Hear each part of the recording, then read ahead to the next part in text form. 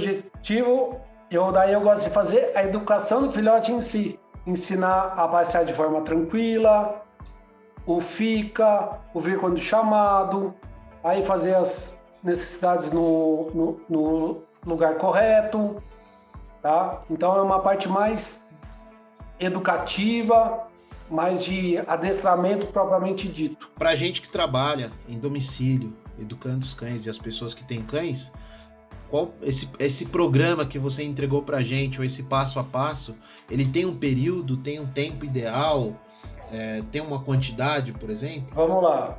Em Puppy Class, em aulas com filhotes, eu tenho um programa entre 5 a 8 aulas que a gente faz. Então, de 5 a 8 aulas é possível fazer tudo isso?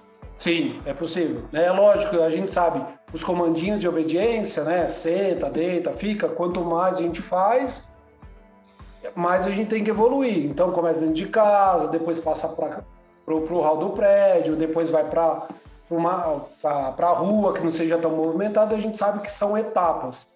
Porque aí, no caso, a gente está ensinando a família, né? A fazer, então eles vão... Família. Exatamente. Então, 5, no máximo 8 aulas eu consigo fazer tudo isso. E essa ideia de educação da Puppy Class é para fazer em grupo e individual também dá para fazer? Em grupo dá para fazer também. Funciona desse jeito. O ideal é fazer em grupo.